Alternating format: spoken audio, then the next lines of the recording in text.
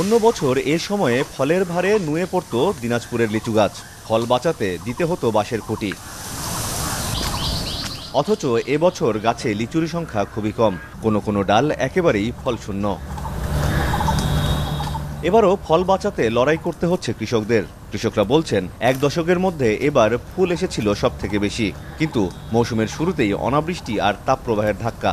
সাধারণত 25 থেকে 30 degree Celsius লিচুর জন্য আদর্শ আবহাওয়া, কিন্তু এবছর তাপমাত্রার পারদ ছুঁয়েছে 40-এর কোটা, কখনো তার চেয়ে বেশি। তাই আশঙ্কা এবছর 40% ফলন কম মিলবে।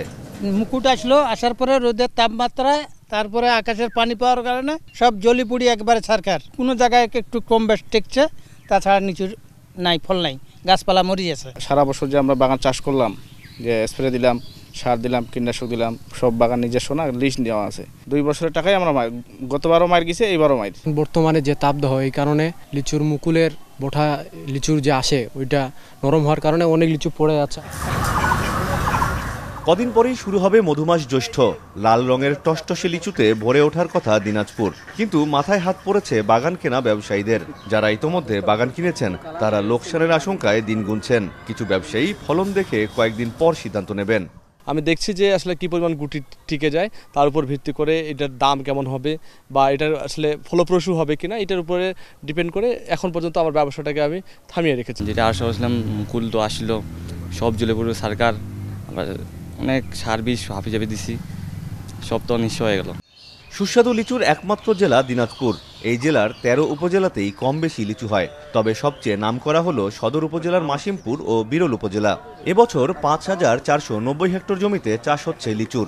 এর মধ্যে বোম্বাই জাতের লিচু 3238 হেক্টর, মাদ্রাজি 1078 হেক্টর, চায়না 3 707 হেক্টর, বেদানা 310 হেক্টর, চায়না 2 132 হেক্টর এবং কাঁঠালি জাতের লিচু আবাদ হয়েছে 24 হেক্টর জমিতে।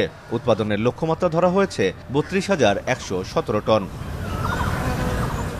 কৃষি বিভাগ বলছে, এখন যে অবস্থায় আছে তাতে পর্যাপ্ত পরিমাণে ভোরবেলা এবং সূর্য ডোবার পর সেচ দিলে রক্ষা পাবে সবচেয়ে রসালো এই মৌসুমি ফল।